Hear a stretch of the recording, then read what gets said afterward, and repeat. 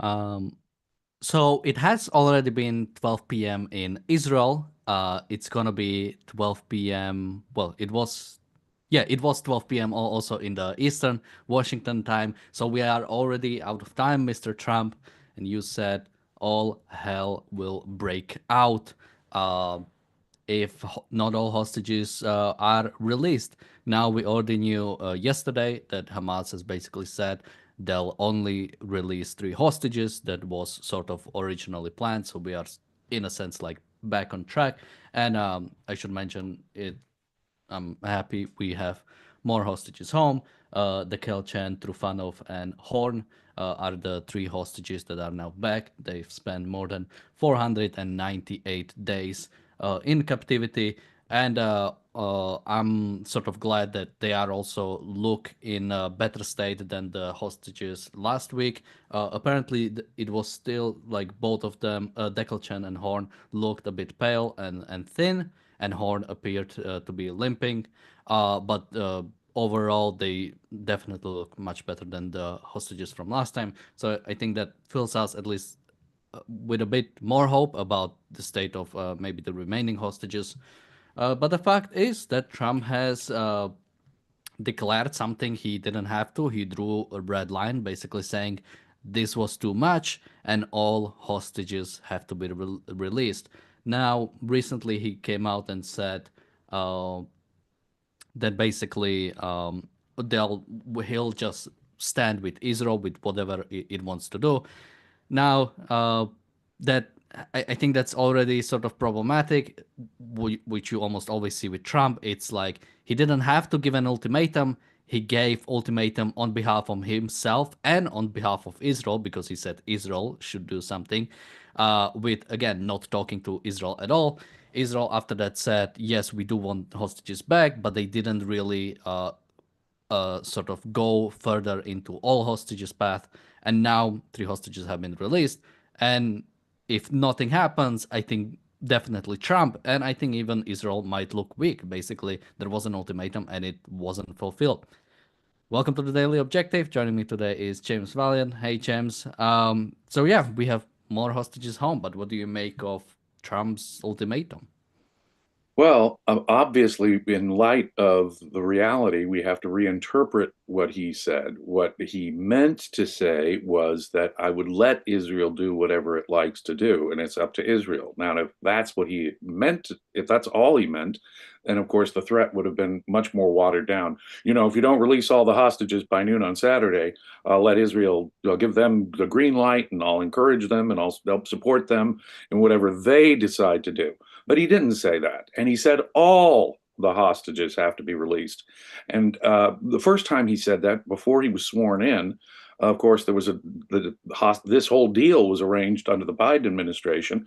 And he, of course, took credit for it actually coming to fruition, the deal at all, because of his threat that if they didn't do it by the day he was inaugurated, all the hostages by the day. So this is the second red line he's drawn, with all the hostages being involved, with a specific date involved that has passed.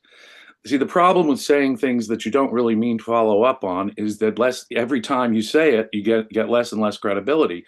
He is again taking credit for the fact that the old deal is now, quote, back on track, and they're now releasing them in dribs and drabs again over a period of time. He's taking credit for that happening. But that's not what you said, Mr. Trump.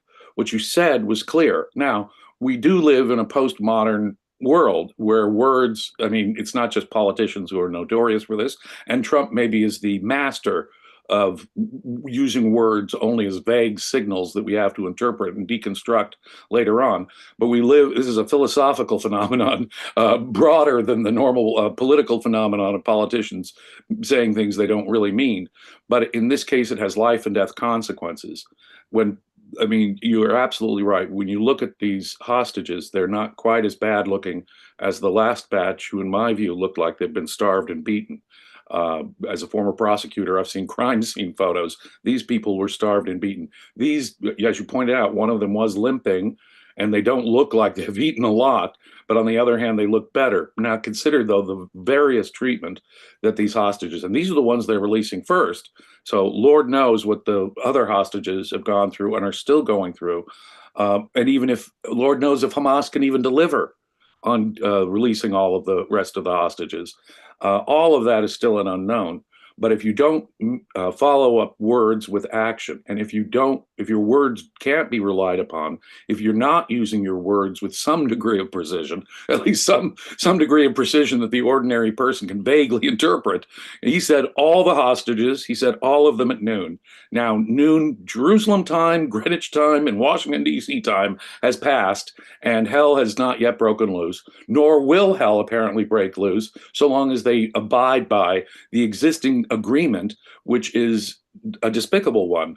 And so, does Trump really believe that his words can coerce anymore? I mean, they won't be taken seriously if the hell hasn't broken out now twice when he's set a deadline for all of the hostages. If you mean all the hostages, Mr. Trump, then say it. If you mean, well, Hamas can, bring them out in dribs and drabs as Hamas sees fit or under the terms of the previous agreement, sort of, because Hamas has violated the agreement in various other ways. Netanyahu is being quite generous in saying, okay, we'll continue into phase two and with the negotiations, and this is good enough for now. So that's bad enough. I mean, the original deal stank to high heaven.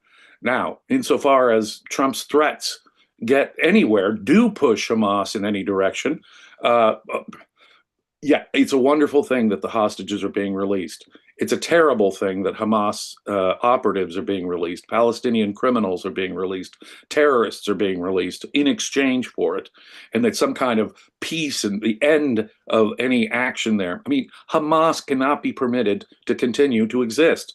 After October 7th, the organization, the ideology in Gaza has to be stamped out, utterly stamped out. And this deal does not do that. In fact, this deal seems to ensure the continued existence of Hamas in Gaza. And that, I would think, is a bottom line absolute that we can't permit. But words are just vague, approximations for politicians in general. For Trump, words are just negotiating tools or clubs to coerce behavior. So don't take things that Mr. Trump says literally at face value. You can't do that. In this sense, I used to say with Kamala Harris as presidential opposing candidate in last year's election, her word salads were, she's sort of the postmodern candidate because of her word salads.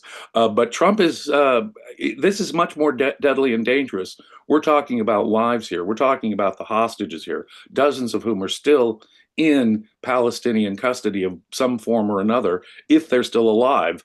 And so maybe Trump is winning the crown now for the most, in effect, the most deadly kind of postmodern use of language.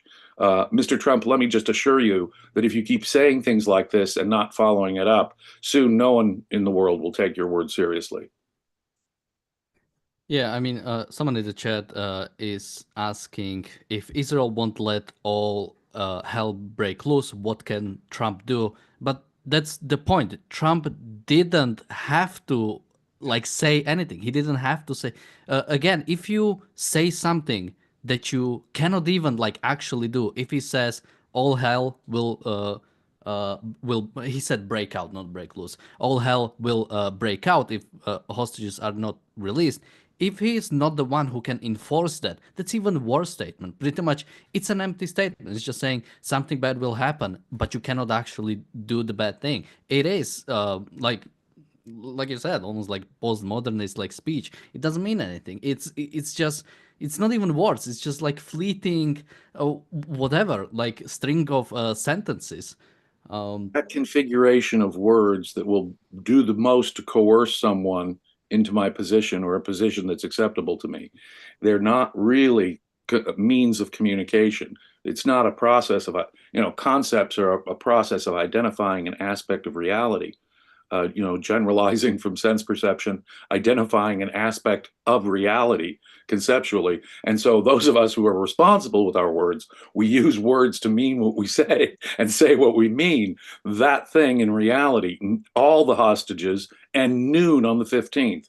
Okay, if that's what you are saying, you're saying something with precision and exactness. Now, I would have been happy with an attack on Iran, who is the mothership for all this evil against Israel. Or he might have been able to coordinate with Israel on something kinetic there in the Gaza Strip, helping them cut off the areas in which Israel is leaving or left in Gaza that are so critical to making sure that Gaza does not become another hotbed of warfare against Israel. But it's still going on. Hamas isn't gone. And so rather than coordinate something with Israel beforehand, rather than attack Iran, he just uses these words. And his words, you see, have the magic of doing it. Because you remember before he came into office, he said he took credit for the deal that Biden struck at all happening because he said all hell would break loose if the hostages weren't released. That was back January 20th. That's more than 3 weeks ago now. More than 3 weeks ago now, he said that, and that went by. Now he's taking credit. I'm not sure how much it affected Hamas in terms of getting back on track.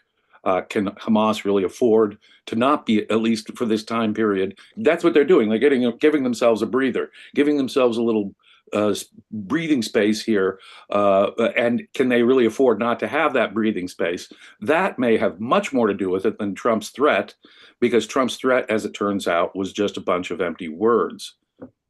Yeah, no, well, we know Republicans are pretty much just adopting whatever trash the Democrats discarded a few years ago, and now they are adopting the Obama doctrine. We'll draw a bunch of red lines that we will not stand behind, we will not enforce, and we will not do anything about it.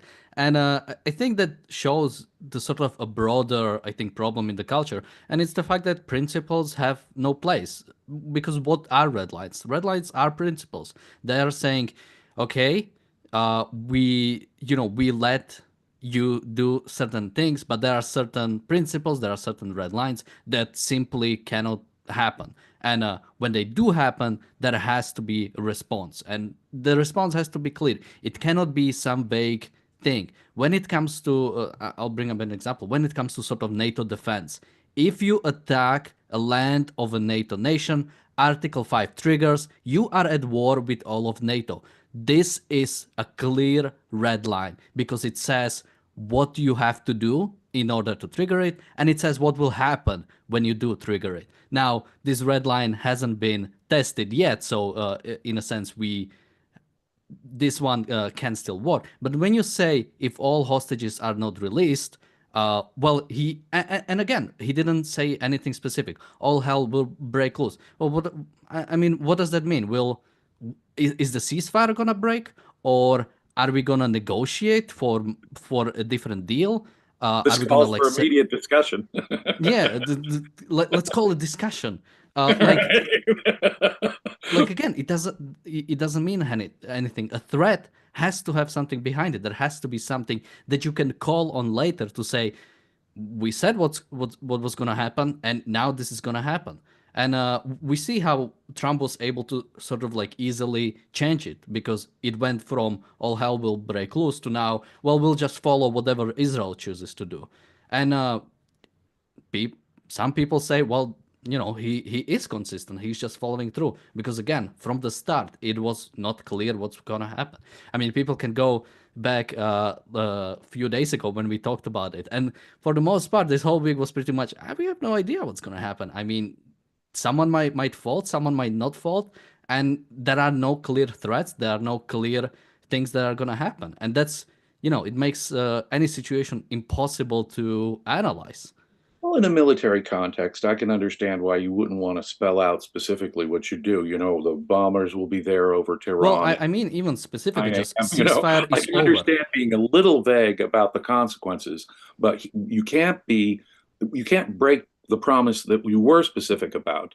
The key here is that he did say, and I would have, like I said, I would have given him slack on when and where and the nature of the attack, all that for military reasons you might want to Yeah, keep. I'll just jump in because I don't want to mean that I mean like specifically say, but like ceasefire is over if you do not release all hostages. That's, I think, as clear as you Right. have to be. It's That's still it. vague. It's still vague. We have no idea Still what kind vague of is what you ceasefire can do. can be, but Right. it's like a clear thing that can happen, that you can like go back and then test it. All hell will break loose is, Well, we can you know. still test this. He said noon, 15 February. That's it. Well, he had said January 20th. And now twice his all hostages. And he said all hostages. If those words have actual meaning, if they're to convey any meaning, see, you got to mean what at least you said. And what he said was now twice all hostages by a specific date, this time by a specific time. So you've got to follow through on that, or it's a lie. It's you have lied. You've broken your word. You've broken your word to uh, the good side, the good guys, to the defenders, to Israel, to America, to the defenders of civilization. But still, in a sense, worse, you've broken your word to them. You have not followed up on the threat. So they have every ground to now take less seriously any future threats you might make.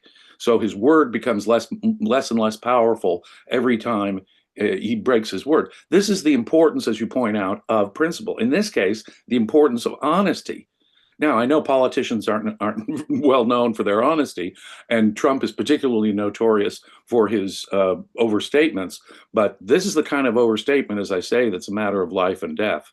This isn't a matter of some, negotiation on some, aspect of the tax bill, later on, 2 months from now. This is people actually held in custody as hostages, as slaves in dark tunnels, being starved at the very least. It looks like these people have been, some of these people have been starved and beaten, in my view. And just look at the batch before last. And as I say, this is not something you play word games about.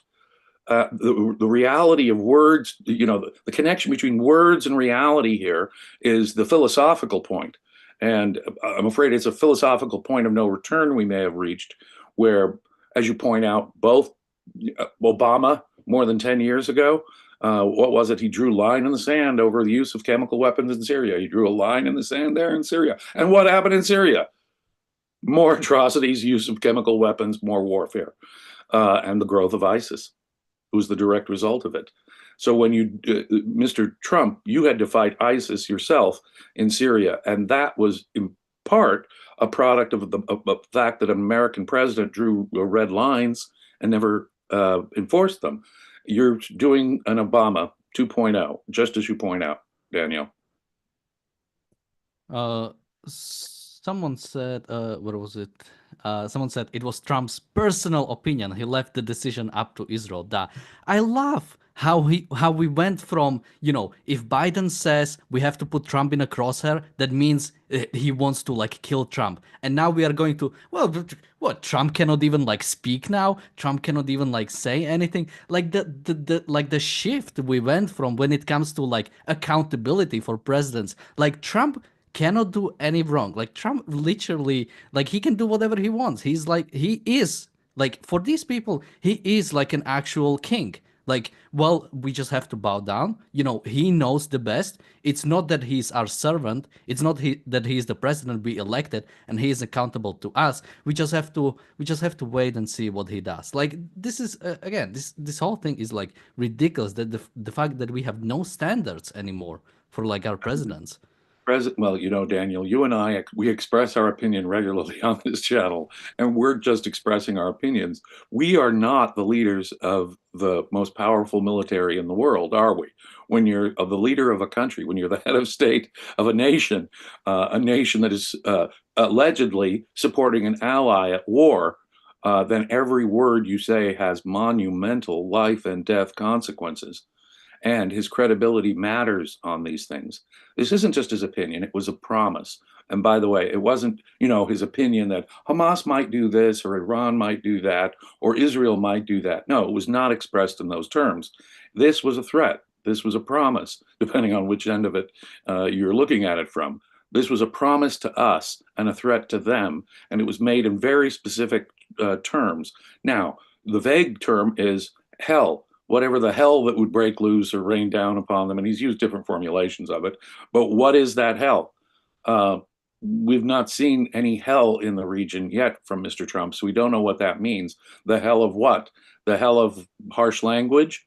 But you see, when you're the president of the United States and there's a war going on, your words have meaning.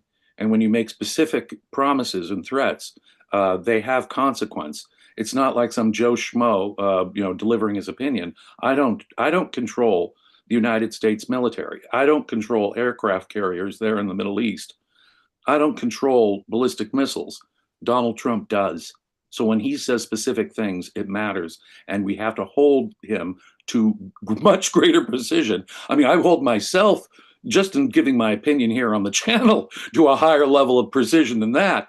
But Mr. Trump, who's the commander in chief of the United States military, we must demand a higher standard of clarity and precision and follow through and integrity and practicing what you preach. I mean, good Lord, man, as you point out, he has no principles. And so when he articulates a generalization of this sort again and again, we're not quite sure what it means. And that's the problem when, living in a postmodern world in which concepts really are just vague emotional effusions, and we have to deconstruct their meaning at some later point.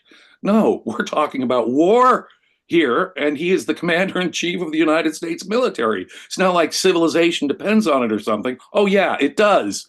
So, no, we have to hold him to a better standard than, well, he was just giving his vague opinion. No, he was making a specific threat or promise during time of war, and he's the president of the United States.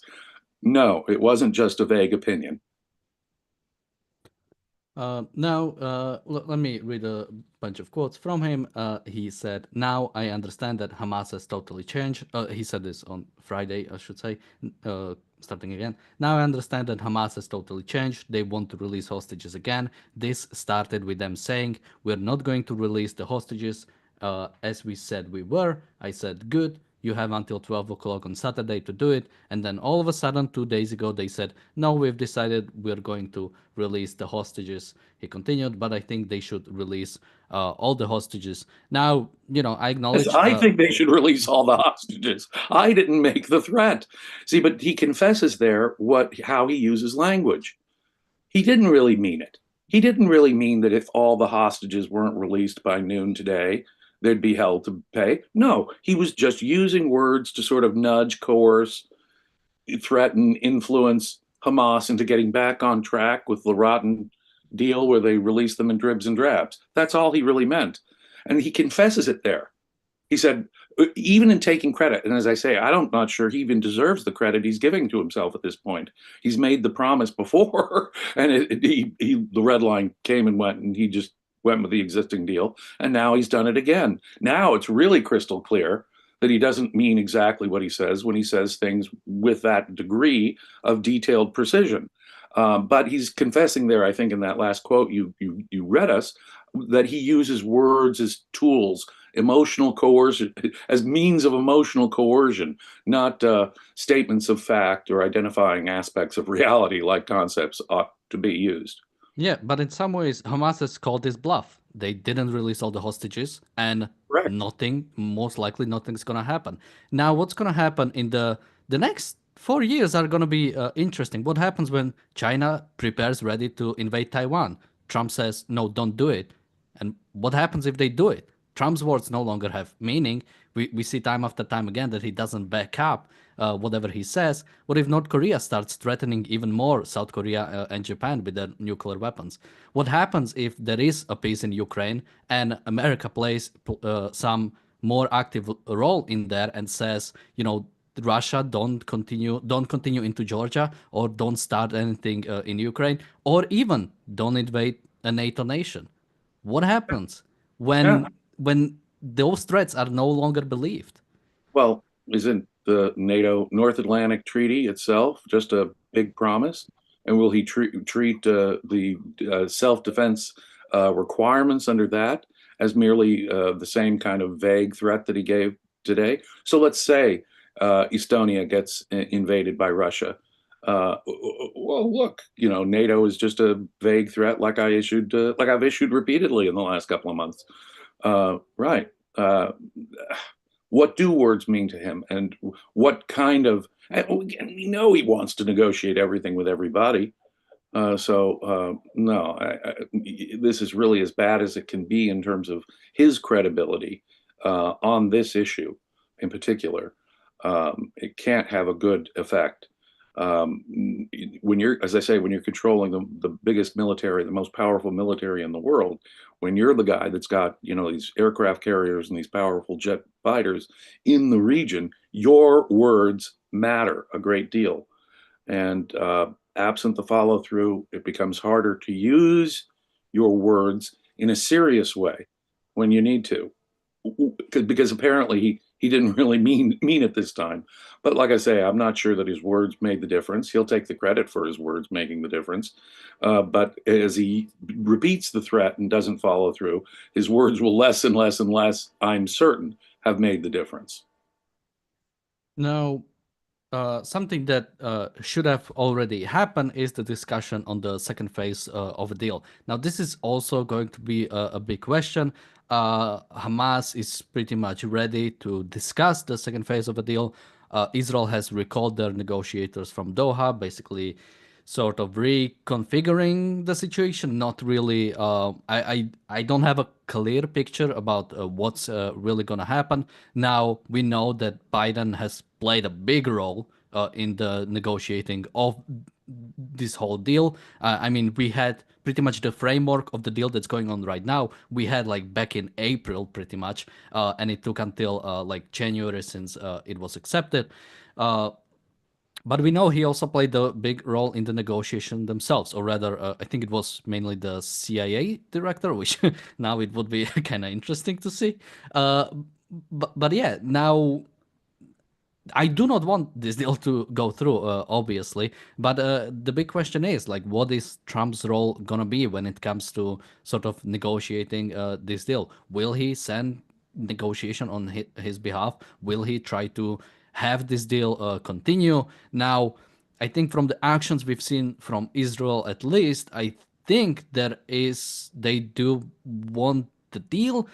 We've seen Israel sort of retreat from certain areas, retreat from Netzarim corridor, retreat from Rafah crossing. So at least it seems like Israel pretty much does want a deal, which is again really unfortunate. Now, if they do continue with the deal, we know the more right-wing parts of the Israel government are going to leave, but we also know the left wing of Israel will hold Netanyahu's cabinet to be able to go through this deal. So I think Netanyahu pretty much has an open option, and so, And who is if Trump continues with this idea of not pretty much just Israel can do whatever it wants, I'll just mention one thing and then I'll go to you. My biggest sort of scare with Trump's being president, even specifically when it comes to Israel, is that when Biden was in office, there was an enemy for Israel. Netanyahu had someone to stand up to. Netanyahu could always come in. The Americans are trying to stop us, and I'm fighting like tooth and nail, or what you call it, to like do what we can. But now the sort of problem is with Trump in office. Trump is not gonna do, which is a good thing, that he's not gonna like push Israel to do anything. But in a sense, Netanyahu doesn't have anyone to blame for anything. that's So this exactly this is sort of more like practical on the ground thing that might be problematic in the next couple of weeks. But it's still on the blame of Netanyahu for not actually doing what is necessary. Trump deserves the blame for not following through with this. But in effect, what he's done is he's shifted as much of the blame over to Netanyahu as he possibly can. It's up to Netanyahu. Now, not by the direct words that Mr. Trump used, but by implication now. But by implication, he said it's Trump has said Netanyahu's got a free hand. He may do what he likes. And so, really, we can blame Netanyahu. He doesn't have America. One thing we can say right now is that there's no reining in that America is doing, even rhetorically. Trump has said he's going to send them all the military help they need, and he said they can, in effect, right now do what they want, right? And so there's no more of this constraint from America that Netanyahu can use as an excuse. This really is his fault. And we have this phase two where Trump's involvement might be important, just as Biden's involvement might be important. But there we have Trump actually sanctioning more of this cruddy deal. I'm trying to put it in a nice way. Will Trump himself, get himself as mired in negotiations with Hamas through third parties because we don't really recognize them anyway, like Qatar and stuff. Will he be just as awful as Biden was? But in the meantime, Netanyahu has a free hand. It's his fault. Absolutely. Now, on the ground, what's really sad is that important areas in Gaza where the Israeli army really needs to stay, they're withdrawing from and have withdrawn from. And that makes this all the worse, in my view. It does look like Netanyahu is just going to go through with a deal to get the hostages out for political purposes, internal domestic purposes to get the hostages out. And that would be sad because, as I say, one thing that cannot be is the continuation of Hamas at all. They must be eradicated, certainly from Gaza. And that does not look like it's going to happen. And so I can't be terribly hopeful for the long term future there. It looks like Hamas or another group like Hamas is simply going to reform. And we're going to go through this all over again in a perpetual war because they're not going to do what they need to do. But it's now right in Mr. Netanyahu's lap. There's another idiom. You got the tooth and nail idiom correct. But all this is now right on Mr. Netanyahu's lap. It's his responsibility. It's his doing. And if Hamas survives, as it looks like they shall, because of all these negotiations, it's on Mr. Netanyahu. Yeah. Now, um, I wanted to bring up something. Oh, something that is also separate from here is Trump's plan for Gaza. He wants to, or at least he wanted to, deport some, if not all, Palestinians from Gaza and rebuild it.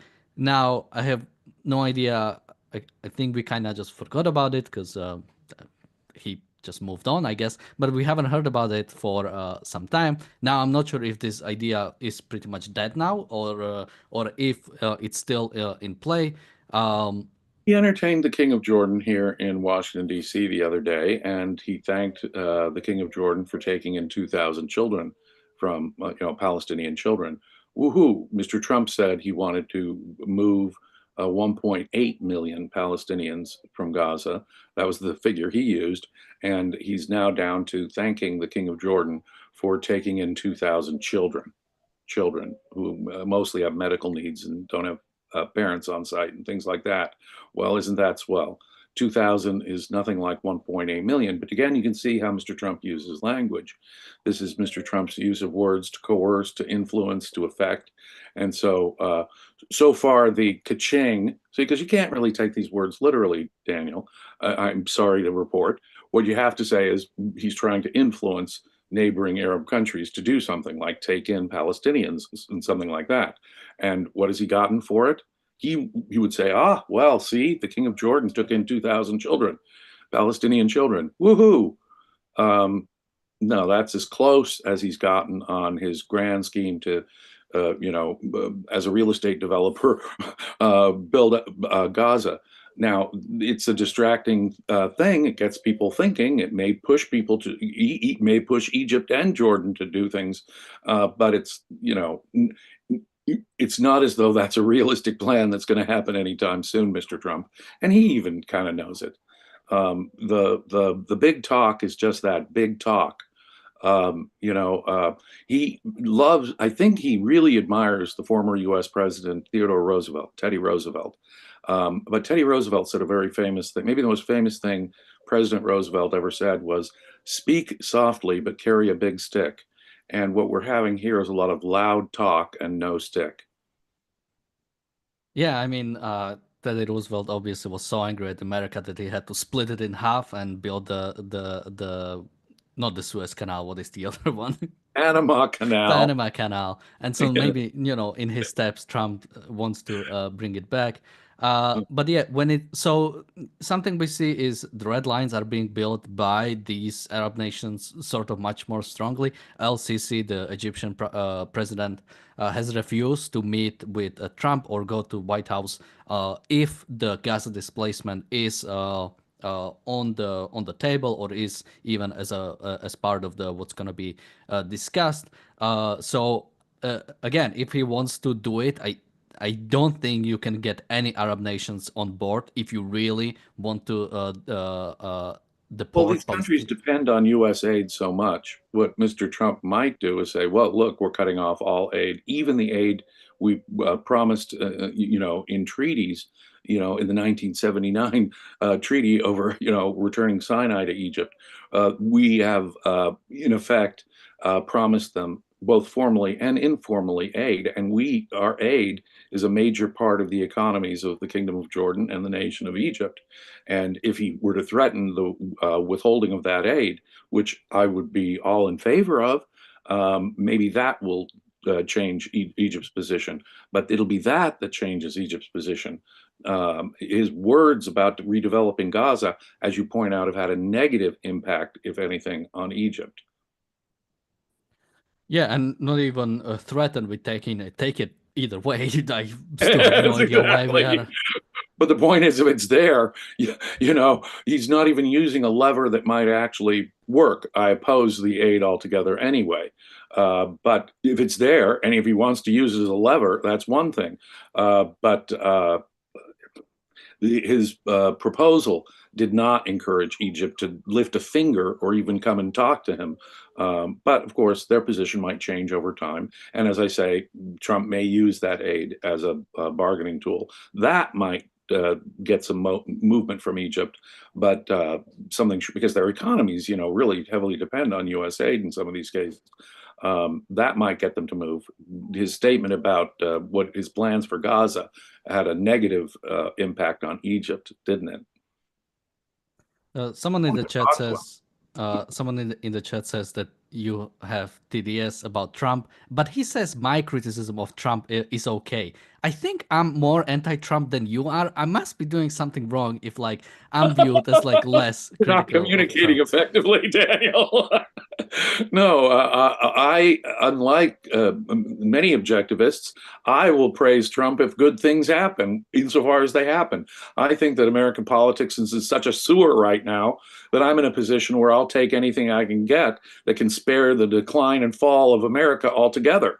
But the point is, we have to be realistic about what Trump is doing. And part of what a politician does is words are tools for politicians. Words have impact when you're the president of the United States or the head of any government in a way that our words, Daniel, do not have.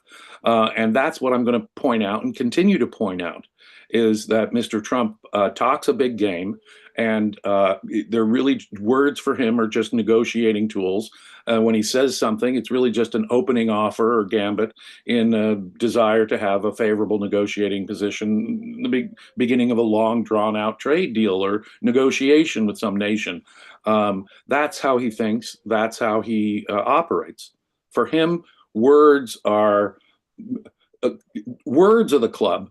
He doesn't speak softly and carry a big stick. He carries big words, hoping those words will do the coercion. Let me read the super chats we got. First, a super chat from Jonathan, thank you so much. A super chat from Bonnie, thank you so much. Super chat from Jeff, thank you. And a super chat from the new Bronze Age collapse. He says, no aid to Egypt unless it's for Zaki Awas and his museum. My take. Now, I tried to Google that, and I think he might have meant Zahi Hawass, who's like a Egyptian archaeologist and I think he Egyptology. means, yeah, the famous Egyptian archaeologist. That's what it Uh, sounded like to me. I don't know. Yeah, so yeah, no, that it's ridiculous that is any aid going to Egypt. Now again, as you said it's because of sort of what happened in the past. Now, technically, if USA stops sending aid to Egypt, that would or could mean the breakup of the, no, the normalized relations between Egypt and Israel, which I would appreciate or would Yeah, what would be wrong have with no that? problem with. Yeah. Uh, But yeah, something. So something else to bring up, which I think I'll read this whole thing because I found it really funny. I think this was in. I'm not sure if this was in Ynet or Times of Israel, but reading the whole paragraph in a post on his Truth Social platform, Trump said that the U.S. had set a deadline for the release of all hostages by 12 p.m. He added, "Israel will now have to decide what they will do about the 12 o'clock today deadline imposed on the release of all hostages. The United States will back the decision they make." Now, I found this line really funny. Trump did not specify a time zone, but his post was published after But 12 notice p.m. we let Israeli time. Jerusalem, Greenwich, and Washington, D.C. time pass before we even began the show.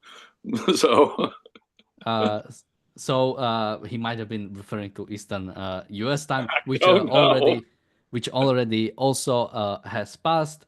Now again, I like Mr. Trump. We have things called phones. Like you can contact Netanyahu and like discuss like a together strategy. So it's not one person says one thing and another person says a different thing. Like if you want to stand by Israel, then discuss with Israel what the sort of united strategy is gonna be. This idea of like putting ultimatums that United States cannot fulfill by its own and will not plan to, and then have Israel sort of like figure out what it wants to do. Thing again, it's like pick up the phone. Like He could have coordinated, like we said already, I think twice already. He could have coordinated something with Netanyahu beforehand if he meant what he said, but he did not. But as I say, I would have accepted an attack on Iran, frankly. But no, he didn't do any. He had no such plans, Daniel.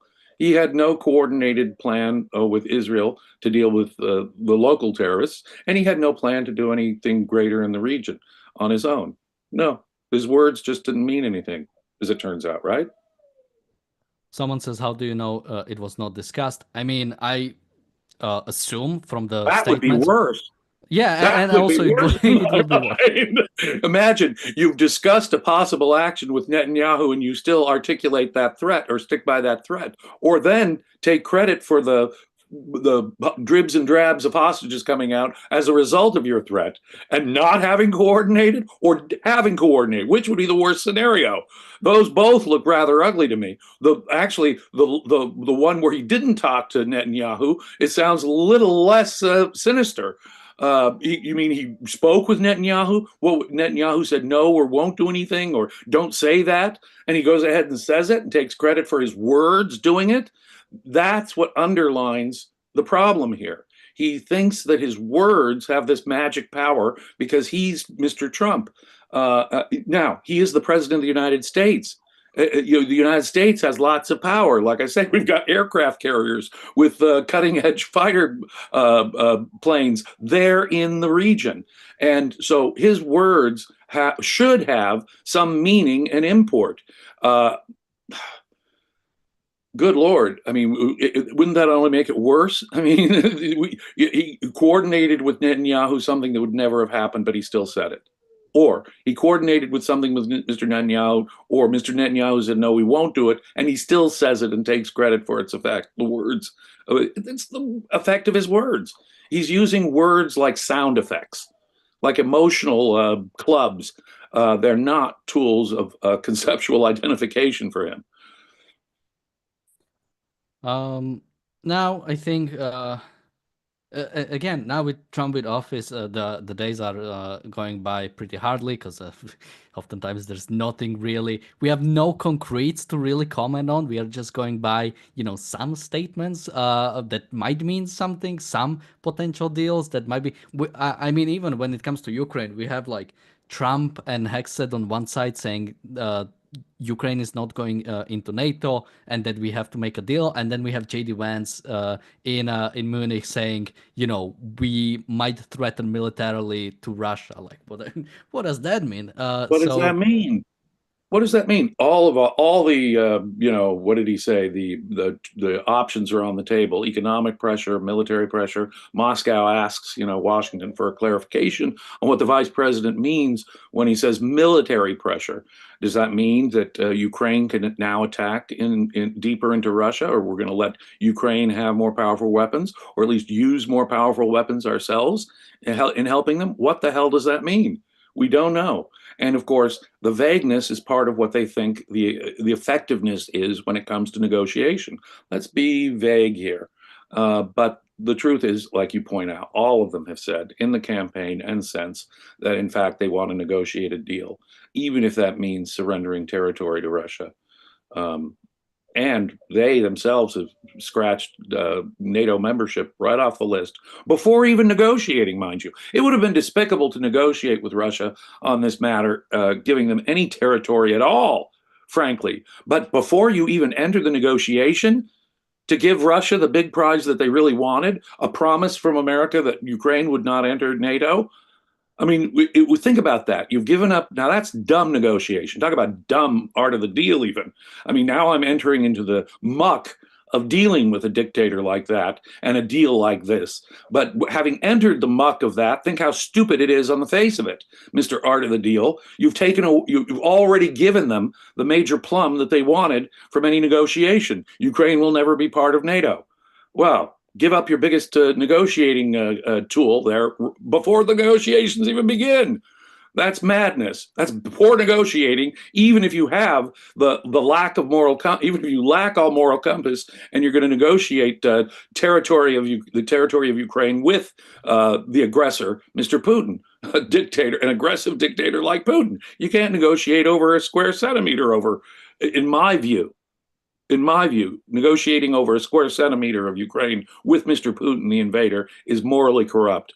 But even if you were to do that, then to give them the main thing that they want at the end of the day, a promise that they won't enter NATO without the negotiations even beginning, that's just stupid negotiation. No, it's dumb plus corrupt, if you ask me. Someone in the chat says if you had Feiglin as prime minister, this was over probably still on 2023. Well, let me announce on Monday there's actually going to be interview with Feiglin. The Razi's gonna do an interview with him, so that's gonna be the daily objective. So make sure to watch that. It's gonna be a pretty good show. It should be scheduled pretty soon, so you'll be able to see it. Now we are also back tomorrow with another episode of the Daily Objective. James, any last thoughts on this topic? I mean, the night is young, I guess, so something Right. might happen, but Right. Maybe something will happen. My wife was telling me, maybe you should do this show tomorrow because who knows what'll happen tonight. Well, I guess we can hope. But what I said to her was, I guess we can hope, and I'll be happy to eat my words. Mhm. If there really is hell to pay for Hamas or Iran between now and tomorrow's TDO, I will happily eat my words and apologize. I don't think so. yeah, I'm not a betting man, but I would give pretty good odds on the fact that it's because already Trump has backed down. It went from all hell to we'll just support whatever Israel does. Now, Israel was never planning to do anything about this, so sort of now expecting to change it. I think again, it's a relatively low percentage, especially if you again taking to the context of the action that Israel has been doing in the past. Like even when whenever people say about like, oh, you don't know what Trump's gonna do, but it's like you know a person, like people are not like a random generator of actions. People act in like a certain directions or according to certain sort of even chaotic nature that we see from Trump. Like we can predict a lot of what Trump's gonna do. Most of it is the fact that it is gonna be a bunch of like random things, but we can say he's not gonna stand behind anything. He never pretty much stood behind anything, any of his ideas for more than a week or a few Honestly, months. he's honestly like a villain from an Ayn Rand novel in this sense. For him, words are really just like emotional odors, emotional scents that are sent out. And someone is like some of Ayn Rand's villains do. They navigate things by pure emotion, uh, using words in a purely emotional sense and in a connotative way, not in a literal way. When we all know that no one ever really will say what they mean and ever really mean what they say. Um, that is one of the chief characteristics of some of the worst villains in Atlas Shrugged. And you kind of get the sense that Trump is like that. He's more on the animal level of cognition, in the sense that it's sort of the scent of the enemy and the scent of fear and the emotional impact of his words rather than their actual meaning. Now, as I said, we'll be back tomorrow with another episode of the Daily Objective. And until then, thank you, James, for joining me today. Thank you, everybody, for watching, and we'll see you tomorrow. Bye bye. Be safe.